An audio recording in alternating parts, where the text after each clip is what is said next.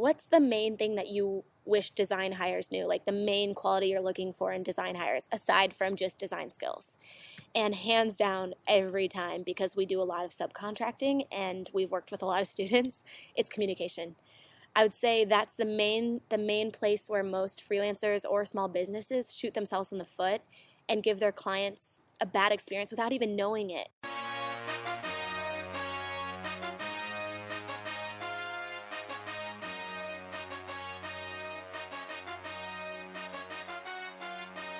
Welcome to the Passion Behind the Art show. It's all about diving in with individuals to learn the story behind their passion. It's your host, Daryl Pinham. What's up? Guess what? It's another week, another amazing guest, and another opportunity for me to bring you value through someone else's story. But before we jump into this week's episode, I just want to let you know that our Patreon page is up and running, finally. And if you're not familiar with Patreon, it's basically a way to support a specific endeavor that you're interested in. And of course, the endeavor that we're talking about right now is Passion Behind the Art, the podcast. So I'd really appreciate it if you would support the podcast through our Patreon page. All you need to do is just go to passionbehindtheart.com and look for the Patreon tab, and it will take you directly to the page. This would mean the world to me and everything that I'm doing in regards to the podcast. A large percentage of what I do in regards to the podcast, as a matter of fact, all of it is free. And I would really appreciate you if you could just help support the podcast with as low as $2. Nothing too crazy, $2. And of course, there's various tiers you can support with more, and the more you support, the more incentives you get. So just go to passionbehindtheart.com and check out our Patreon page. This would help me out a lot. There will also be a link in the show notes. So without further ado, let's jump into this week's episode. I am beyond excited to have one of the dynamic duo from Chutzpah Design, Amy Hood. Welcome, Amy. Thank you for having me. Oh my gosh, you guys are so awesome. I'm just honored to have you on the show. Let's jump right into it. Amy, how did your creative journey start?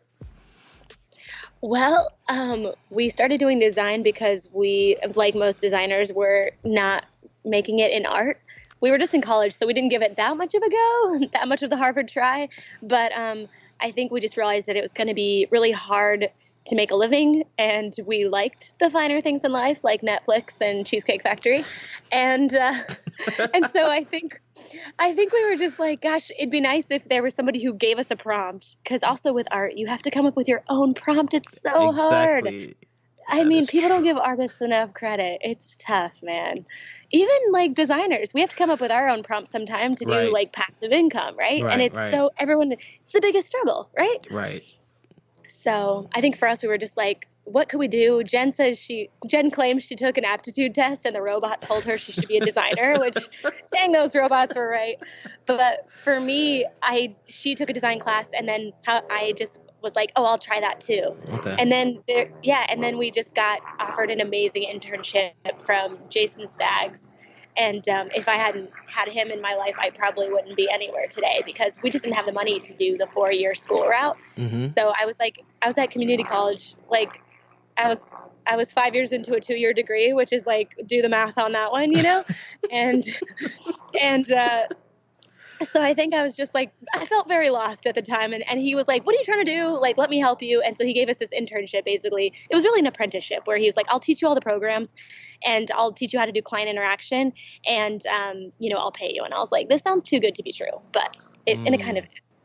that is so cool. You know, one thing about you guys' story that resonated with me a lot is the whole idea of, a bunch of designers out there learned graphic design and they didn't go to school for it necessarily. They didn't get a lot of the professional training. Like, what would you say to that or that person that's out there?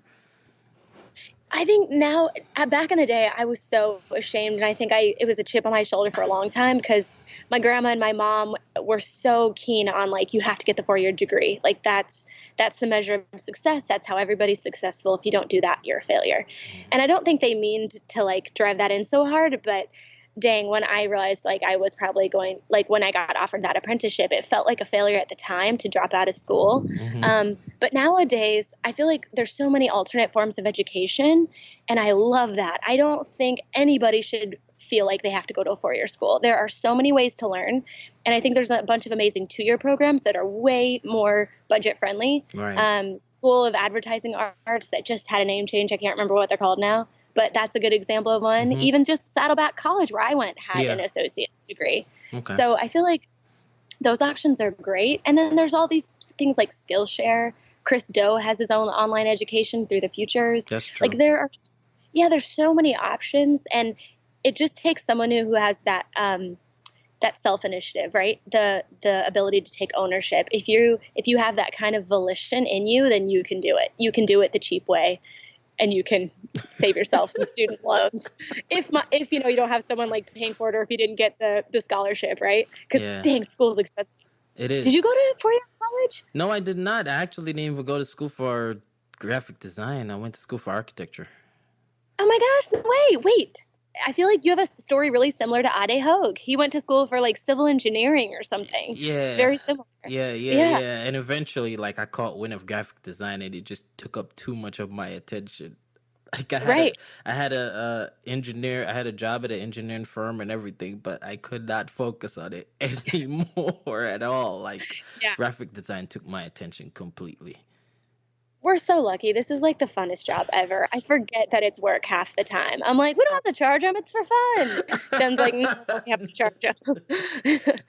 So, all right. So how would you guys describe each other? Like, who is who on what part of the chutzpah?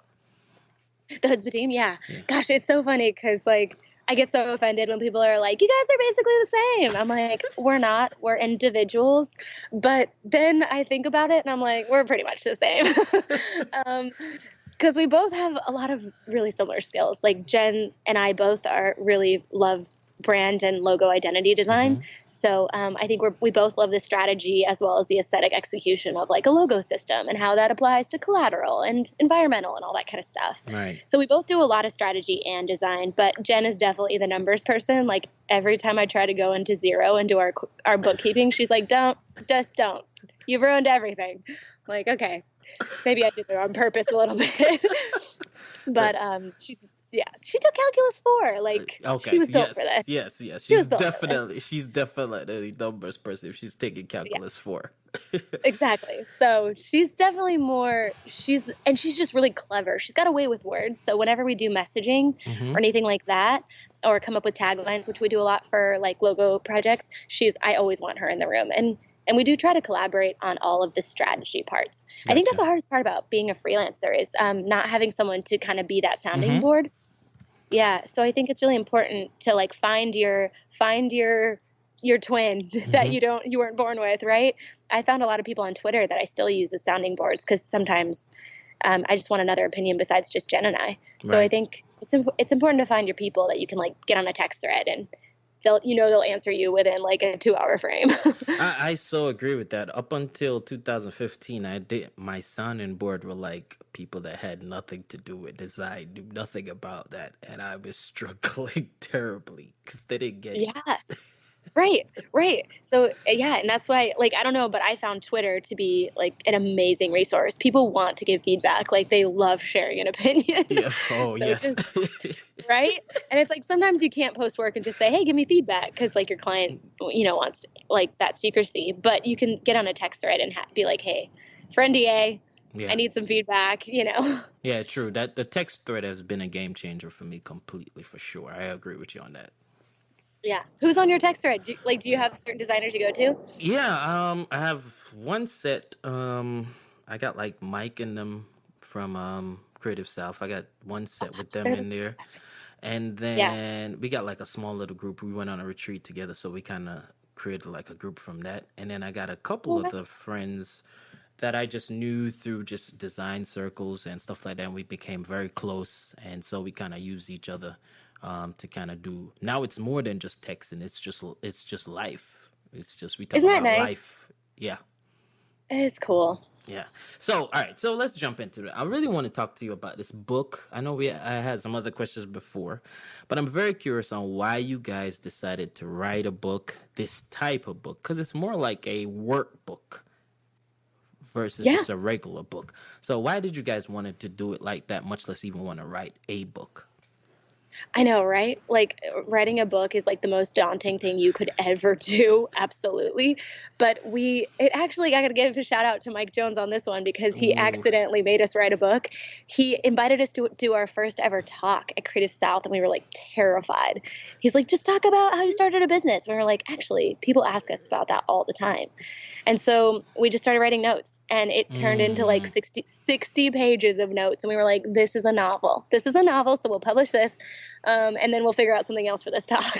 Nice. But I think everybody has it in them to write some sort of educational piece. It doesn't have to be a full-on book, but I think it could be like a Medium post. But there's questions that we all get asked every day by friends or peers or in our inbox.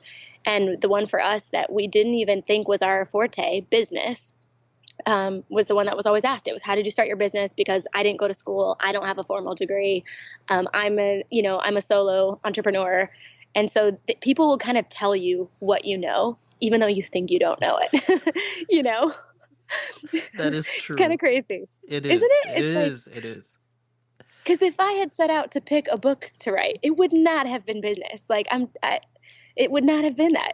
That sounds like the most boring book ever. So we did try really hard to make it interesting and fun. So now on that note, since you brought that up, like if you had to pick, what would the book be if you just wanted to write a book? Right. What would it be? I feel like it would be something sillier, something like, because Jen and I love pop culture references. Okay. And we just love pop culture, movie, music, stuff like that. I think it would have been like, I don't know, comparing clients to different kinds of like movie heroes throughout history or something. You know what I mean? Like a coffee table style book. Something like that. You know? That's funny. Yeah. All right. So let's jump at some of the revenue stuff. Like, how do you guys, now that you're a little bit more, way more established, how do you kind of diversify how you bring in revenue? Yeah, that's super important. When we were young, we got in trouble because we let one client become like 70% of our business. And then we hated that client. And then that was like really tough to make the break, right? Have the breakup. It's kind of like when you're dating someone and you're like, but we share all of our furniture. It's like, don't do that. Got to keep separate bank accounts, baby. But besides relationship advice, diversifying your income, I feel like it's, again, people kind of tell you what it is. Destin Lee from Retro Supply reached out to me and he was like, hey, I see you doing all these monoline scripts and they're really popular right now. Like, let's make a font. And I was like, what? And so he's the one who got me interested in making fonts. And so that one did really well. And now we're trying to do more of that. That's one way that we're diversifying. And then another way is through education. And I feel like everybody can do this. Whether it's like a little downloadable PDF of like how to build your social audience or how to keep your brand consistent across social platforms. It could be super simple. We have like downloads that are only $2 and they're just little textures that like anybody could make in Adobe Illustrator, but they're just little halftone patterns that I made that everyone's like, hey, give me those. I'm like, all right. I'll put them up. I'll put them up for $2. They're just little wobbly retro halftone patterns, but it's stuff that you think's easy that no one else wants to take the time to do. Usually that's the kind of stuff you can diversify and make into some kind of a product or passive income. So yeah, we just try to constantly be listening to what people are asking for. Okay. And that can be hard because it's kind of like that thing where people are like, hey, if I make this into a t-shirt, will you buy it? And everyone's like, yeah, bro, make it into a t-shirt. No one buys it. So you have to be careful. You have to be careful. That is so true. Isn't that so true? It's so true. Same with prints. So I feel like you have to be smart. For us, we started out with stuff that was super low risk, right? Low cost to make. Gotcha. You're not going to shell out a bunch of money for t-shirts in 20 different size breakdowns and whatever double XL to quadruple XL or whatever. You're going to do something easy that is one size fits all, one download. Maybe there's not even any fulfillment. Make it easy on yourself first. Test that. If that works out, then you can have more money to play around with doing stuff where it's like there's, fulfillment and there's size breakdowns and there's a ton of cost to develop. Mm-hmm. But that's my tips right there, because it can get pricey. Right. It can get real pricey, and you can put yourself in a tough spot. Even like the greats like John Contino, I remember he spoke at Creative South the year we were there, I think last year. Mm-hmm. And he was saying him and his friend got in a bunch of trouble with their t-shirt company. So like even when you're as big as John Contino, things can go wrong. So you got to it's all about the profits, man. It sounds so simple, but the tech companies would have you believe otherwise, but it's all about the green. Yes, they surely would, because they kind of skew everything with the whole idea of just raising money, and it really gives a false impression of actually what's actually going on the profit side. It really does. It does. You just think they're successful because they're huge, but it's like they're like, yeah, we brought in 400 bill, but we spent 600 bill. It's like, well, that's not sustainable. It's not. But I guess they just run everybody else out of the competition, and then they just own us all. That's terrifying, isn't it? That is so true. But there's a few points you hit on, like the whole idea of Dustin. Dustin is awesome. Like, he is the master right now of just like being able to diversify one and being able to get passive income, like with digital products. He's really been crushing it. But there's another thing, like I really like how you guys are now doing the full gauntlet on like education. You guys sell like digital products, you guys speak, you guys now do workshops, and you have the book. Like, how did that come to being? Did you kind of just listen to the audience? How did that come to be? Yeah, listening to audiences, and then it's all about having friends that are smarter than you, right? Mm-hmm. That maybe don't do the exact same thing, but do something tertiary where you can see how you could apply what they're doing to your business to make you successful as well. So my friend Jenna Rainey, she has this amazing like online following for her calligraphy and her watercolor. And she does like, it's completely different than what we do because we're doing more like logos and branding. Mm-hmm. But she was doing these workshops, and she was traveling around the world, like selling out every city. She was just killing it. And she was like, you should be doing workshops. And she told me kind of some of her secrets on how she was doing it. And so, yeah, we just tested one. And I always like to test on someone else's dime. And this sounds terrible, but we were trying to think of, because AIGA is constantly wanting us to speak, but they don't provide a speaker's compensation usually. Right, they'll fly you out and they'll pay for you to stay, but they don't pay you a speaker's stipend. So it's really hard to continue. We were getting so many AIGA requests like, hey, come speak, but it's like 3 days out of your work week, and that's a lot of time not to get paid. So we're like, how can we keep donating our minds and our information to this community, AIGA, but still get something out of it for us, so that it's not like a completely, we're not losing out on 3 days of business. Gotcha. So we're like, we can do this workshop that we've been thinking about. So now we tack on a workshop every time we do a free speaking event with an AIGA chapter. So that's a good way to test. If somebody's willing to fly you out for a talk and maybe you can't get a speaker's fee, asking them to help you promote a workshop, then you can kind of test something that you could do in a workshop. And I think anyone can do a workshop if you take the time to build a curriculum. Right. And that's the hardest part. Mm-hmm. But like Daryl, you could be doing a workshop on how to start a podcast, hands down. I would take it tomorrow. I would take it. I want to know. I want to be a podcast mogul, just like you. I don't know about a mogul, but so that's interesting to me. So, because I know AIJ doesn't give you a stipend. So when you promote the workshop, are you doing it the same place that you're doing the talk, or you have it at a completely different spot? It depends. Usually I'll ask the AIGA, because they usually have hookups of people that will donate their space. So usually I'll ask like, hey, since we're speaking for free, can you provide us with a location for our workshop tomorrow and help us promote it? And then, you keep the sales from the talk, and then I keep the sales from the workshop, and everybody's happy, And so that's usually how we do it, to make sure everybody kind of wins out and we're all getting compensated. Yeah. And so far it's worked out really great. Like every AIGA chapter has been just like the best to work with, and just like have built amazing communities. It's pretty cool. Yeah, that's cool. That's very interesting, because I usually like half the battle, or sometimes even more, is actually getting the venue and Oh, some it's so kind of back expensive. end behind the venue. I feel like so that's a great idea in regards to what you guys are doing. Yeah, yeah. All right, so what would you say was the hardest part or the hardest struggle that you guys had to overcome during the process? Of our business, of the whole shebang. Yeah, the whole nine. Dang. I mean, I think at first everybody talks about it and it's like gag me, but it's like we just, because we didn't go to traditional college and we didn't have the degree, we just constantly felt like we were kind of just constantly apologizing for being there. Just like, oh, we shouldn't charge too much. Like, we don't deserve it. We shouldn't, like, we're not as good as them. We don't have a degree. Like, we can't take on that project. We don't know what we're doing. Just constantly kind of working out of fear instead of being confident in what we do know and just continuing to learn. I feel like it's really easy to just be fearful instead of taking opportunities and just saying yes whenever you can.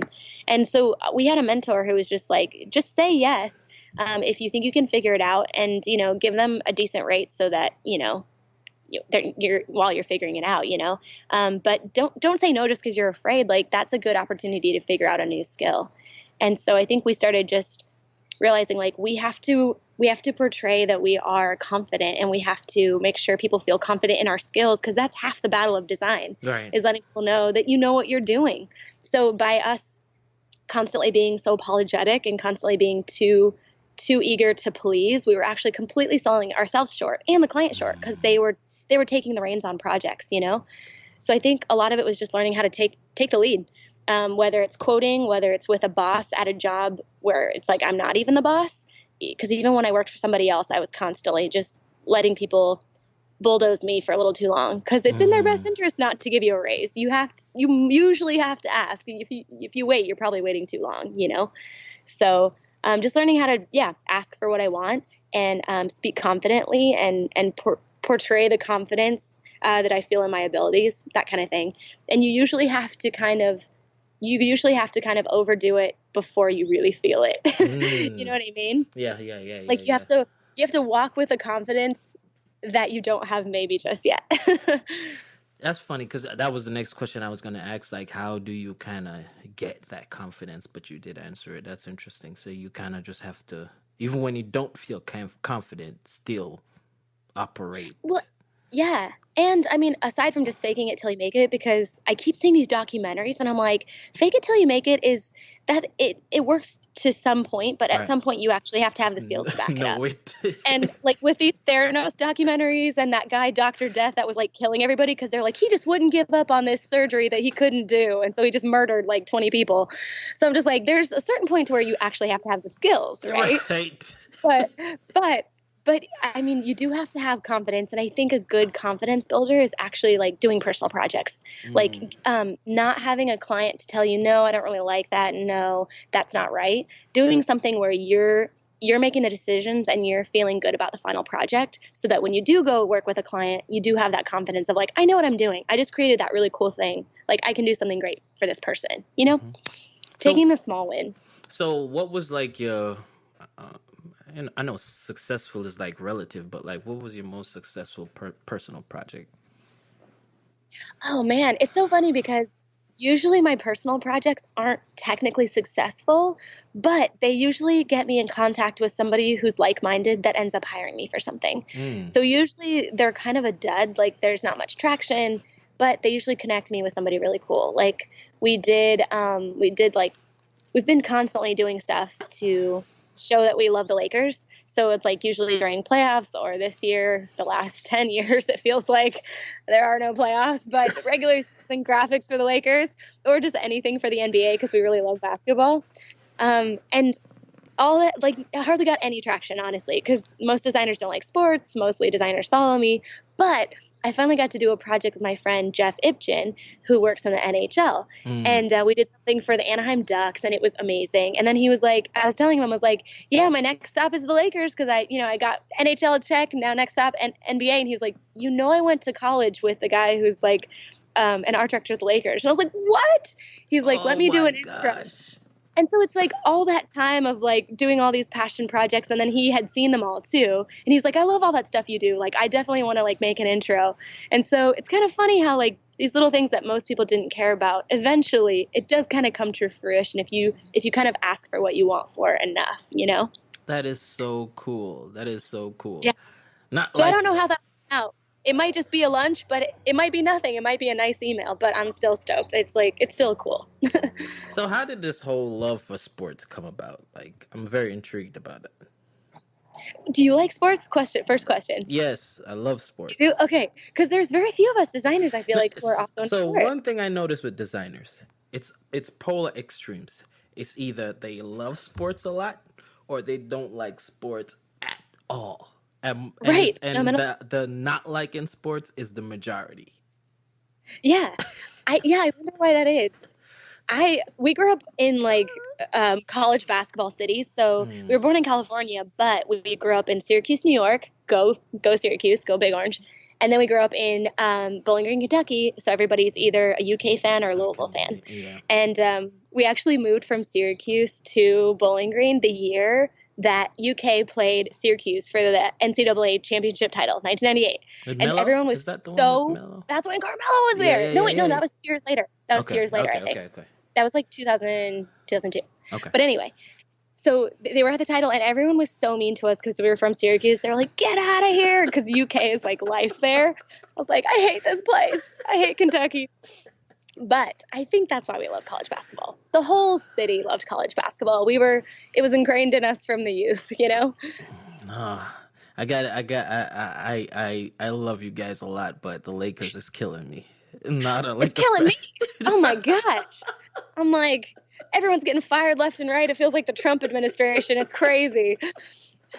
Oh my gosh. And then Magic Skinny just Bus quit. Turning into Trump. I know, it's crazy. Luke's gone. I'm just like, what's happening?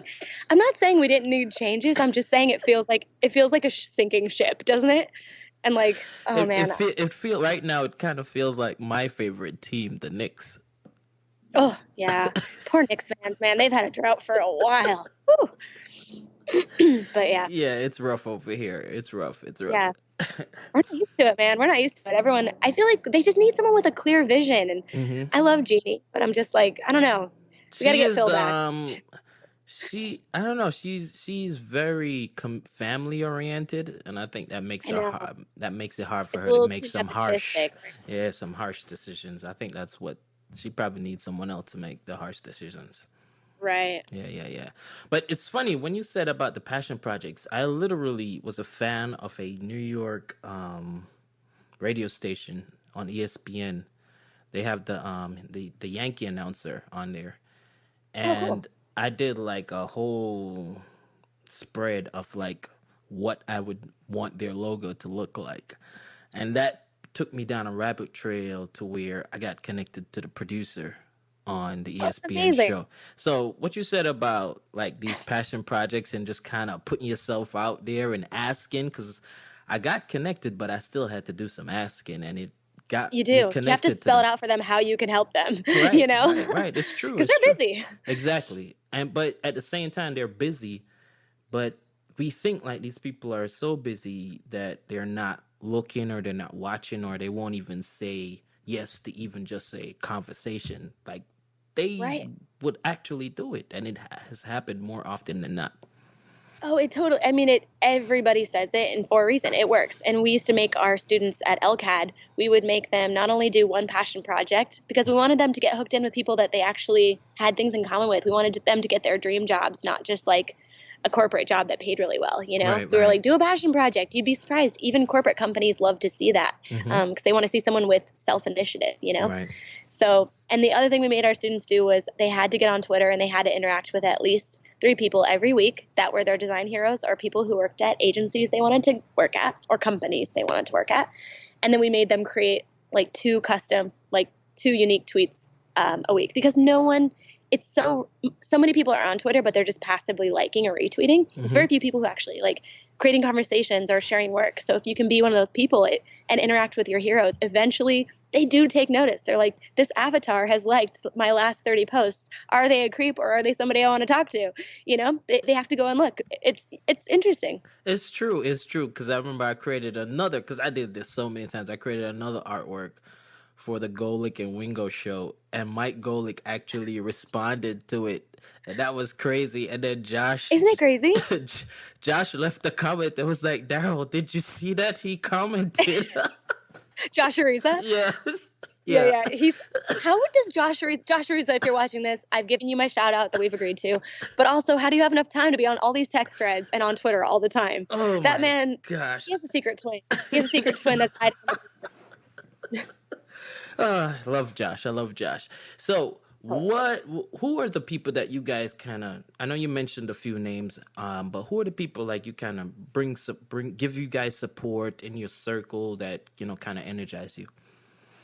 Yeah, I mean, one person is our business mentor, who is just a family friend we've known for years. And he doesn't even know anything about design. He just is like an incredible business mind, and he's helped us immensely. So I would say, you know, it's important to, of course, meet people in your design circles, but I think it's even more important to meet people outside of design, because usually they can spur ideas that are new, that are not already going on in our arena. So I would say definitely those kind of people. And then the other people that have been there for us is we started this group called Connecting Things here locally, and it's basically just like a ripoff of Creative Mornings, because we weren't sure if we had the gusto and the gumption to do enough to be a Creative Mornings. We're like, will this last? So we created our own knockoff, and it's at night, so it's not even in the morning. And but yeah, it's just like, it's me, Josh Ariza, Jen, and two photographers, Braden Flynn, Ryan Hack, Aaron Shintaku, and then Cole Crescelius, who owns Known Supply, and then Braden Flynn. Oh, did I already say that? Anyway, and then Josh Ritchie from Column 5. Okay. And so everyone kind of, we're all in creative realms, but we all kind of have our own lanes. Like some are creative photographers, some are wedding photographers, others own brands. And it's really nice to just be able to text each other and be like, hey, I'm quoting this, and I know you do a lot of apparel work. Like, can you how should I quote this? Like, or can I send you my quote? I feel like that's better instead of just straight up asking, sending them what you've got and then letting them just be like, don't do that. Right. Yeah. Or just being like, hey, I need a photographer to do this, like, and asking my photographer friends that. Like, they've been invaluable. And also just, like, supportive, like, there to be like, hey, this looks great. This is awesome. You're doing cool things, you know? I think that's really important. So, and it's kind of cool, like, people like Scotty Russell of Perspective Podcast, like, he's kind of like us, where we saw that there was like no community in our area. And so instead of kind of waiting for one to pop up, we just were like, let's just start meeting here and telling people they can meet here. And Scotty kind of did that for himself with a podcast. He started creating his own, and you've done that too. You've created your own community instead of waiting for one to happen. And sometimes you got to do that. You got to be the person that says, hey, let's meet at this brewery and just draw. I totally agree. Now, I definitely feel where you're coming from with the Creative Morning. It seems so intimidating. Like, there's a lot you have to do, and we can't do it all because like we're all so busy. So right. So how do you guys manage connecting things? Because there has to be some kind of funding involved. Like, how do you guys? Surprisingly, there's not. Really? It's amazing. It's amazing because if you do something that you offer for free, which we're offering, every talk is free. When you do something for free, people are much more willing to give you sponsorship because it's a free resource to the community. So for that reason, we get co-working spaces, want all of our creative people in there. So usually if you reach out to a creative space or even someone who, like a brewery who knows that designers and artists and creative people like good beer, right. Coffee shop, like reaching out to someone who you are the demographic, usually they'll be more responsive to donate space, especially if it's, you know, altering hours. Okay. But yeah, you just got to ask, and it sounds awkward, but you'd be surprised how many people usually want to be involved. Makes sense. So, all right, so let's get to some fun questions. What is the first hour? I know you guys are traveling all the time, so do your best with this. What's the first hour of you guys' day like? Oh, dang. Well, I wake up, I make my coffee, I make my breakfast. I'm a big believer in many meals a day. And I'm chill, man, because we work from home. Right. Like I'll usually go back, get in bed and just like watch something on Netflix for 30 minutes, like really ease into the day. I love it. Yeah, I mean, cause that's like, usually I'll wake up at 7:30 and I'm like, oh, everyone else is commuting or getting ready. Like I have an hour to do whatever I want. And like, I don't even get dressed. Like if you saw the bottom half of me, I'm in pajamas. Like I don't get dressed. So it saves me a ton of time is what I'm saying. So I usually like will watch something like right now I'm watching Dairy Girls on Netflix. Okay, It's so fun. Okay. And then first thing I try to answer emails, like just get the most annoying part out of the way. And I'll usually just star things that I'm like, okay, this needs more brain power. I'll star that, save it for later in the afternoon when I'm kind of lost all my creative juices. Mm-hmm. And then I try to, if I have a really busy day, I like to block out the chunks of my day on a Post-it note. So today I was like, I have so much to do. Mm-hmm. So I'll usually write a Post-it note and I'll say like 9 a.m. to 10 a.m. I'm going to work on this email newsletter. 10 a.m. to 11 a.m. I'm going to work on these 2 quotes for these people. 10 a.m. to 12 p.m. I'm going to work on these logo concepts, lunch break. And then I block it all out. So I at least kind of have like a clock ticking in my mind. And it really helps, I find, to just kind of keep you on track instead of like constantly checking Twitter and kind of shuffling between tasks, which always wastes time. It helps you just stay on track. And then you inevitably don't finish it all and you can just shuffle that over to the next day's Post-it. But I find that really helps. So that's kind of like my first steps.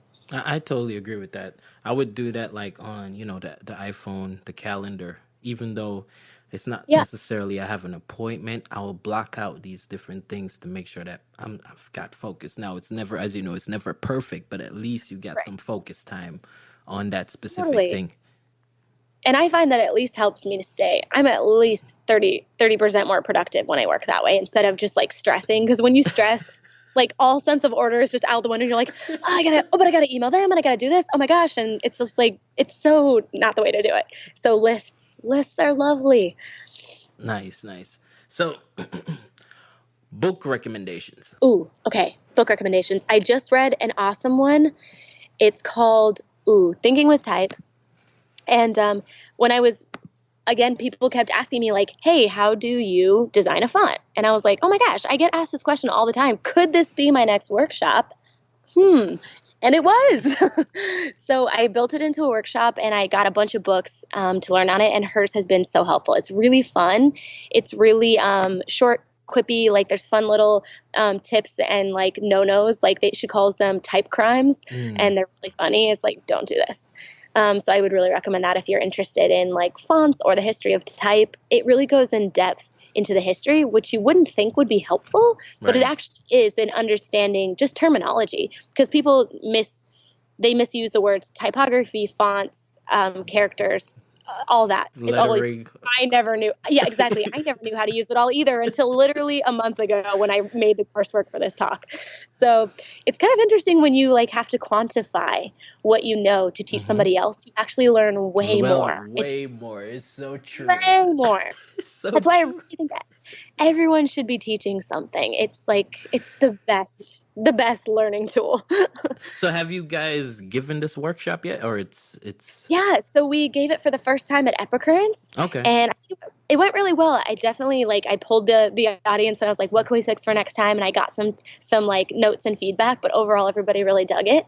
And so now we're going to take it to Seattle. We're doing the one-day Creative Works conference in Seattle. And so I've booked the workshop for the night before. So if you're in Seattle in May. Nice. It'll be fun. Yeah. Nice. So what is that thing that you can't live without that's not your phone? Oh, man. That's really interesting. Now it's like my AirPods. Like I forgot. Also, I keep accidentally calling these AirBuds, like the movie. Let's make them AirBuds. That's so much more fun. But I left them at home the other day when I was traveling, and now we travel so much. So like I need to be in my happy place when I'm traveling because it's exhausting. And I just felt like such a troglodyte with this wire hanging from my and of course I didn't have the right one because I have the one for the new iPhone that doesn't fit into any plain jack, so I couldn't even watch the movies. I was like, I hate this so much. But anyway, so AirBuds or AirPods are like my new thing. They're amazing. They're worth it. If you're wondering if they're worth it, they're worth it. Daryl, do you have some?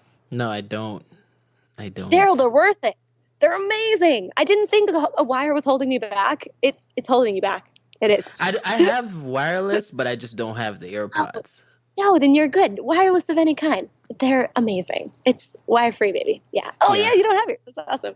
Yeah, I can't go back to wires. I think you can't go back. This is the only thing, and it's because for the podcast wise, this is the only headphones I have for wires. But outside of that, no wires. No wires. Yeah, no wires. All right. Yeah. Go ahead. I think I was going to say another tool that's really helpful, because planning is everything, especially when you run your own show, whether it's small business or freelance. But I think Monday.com is what we've been using recently. But job boards of any kind are like my jam. I love to have and Monday's great because you can do like to-do lists, and then you can do Gantt charts that show you like when certain projects are supposed to end and other ones are going to start. That's really good for booking out, which we always try to do. So I love Monday. It's my new thing. I got to check that out. I never heard of it. Yeah. Yeah, it's cool. I feel like it has just the right amount of features because you know some things are actually like too feature rich. It's like a nice balance between like Trello and Basecamp, I'd say. Okay, cool. I like that. So, what is next for Chutzpah? 5-year plan? I don't know. I know for a fact we're trying to. Again, the people have spoken and we have been listening. So we've been doing all these workshops, but we've kind of limited ourselves because we can only do workshops for so many people. Usually it's like a 25 to 30 person cap. Right. And we can only go to so many locations. Like if it were up to me, I'd be traveling every week. But Jen's like, we can only do one a month. So maybe I'll do my own tour. Amy takes on the world. But as far as me and Jen goes, we can only do pretty much 1 to 2 dates a month. So that really limits us. So people have been saying like, hey, I'm out of town for your workshop. I really wanted to come. Like, how can I do like a live stream of the workshop? And I'm like, oh, that's genius. So we're trying to think about how to offer more online webinars or online courses or online workshops. Because that, again, is that passive income where we're actually just, we're already doing work and we can film it once and then it can live forever and people all over the world can access this information, which is also just really cool when you think about it on an educational level, you know, because I do think it's really cool how we've gotten into this educational space. I didn't think that would ever be where we were at. It's so true. Yeah, and especially for people who never graduated college, and it's kind of interesting that we've ended up here. But I love it. I love helping other people figure out how to be successful in their lane. It's the most rewarding thing besides getting your logo on brand new or something like that. But it's been amazing. So I think we're going to try to offer more online courses. So that's kind of what we're working on. We've got a few kind of pans in the fire trying to figure out how to do it. So it's just a matter of taking the 2 courses that we have and then continuing to build from there as people kind of ask for things. But yeah, that, and then I don't know, who knows, maybe that coffee table book about pop culture, clients being pop culture people. I don't know. That could be fun. It sounds, just picture Doesn't it sound guys. good? It sounds I wonder fun already. I know some people are copyrighted, but I was just thinking now, Andy J. Pizza did that indie rock comic book. Yes. So I'm there's got to be a way that you could do it to where it's not too much their likeness, or you're not using their name too specifically to where you could get away with it, you know? Because I think that'd be hilarious. Yeah, I'm with it. I like the idea already. Okay, all right. Dude, Daryl, hold me to this. If I don't make this in a year, you have to text me. Right. Okay? Just text me and be like, hey, what's up? Where is it? All right, got it. All right, so as we get ready to close, what advice would you have for creatives out there? Actually, this is perfect because Riley JS, that's his name on Twitter. I only know people's Twitter handles these days, but Riley_JS was asking people on Twitter the other day. He was like, what's the main thing that you wish design hires knew? The main quality you're looking for in design hires, aside from just design skills.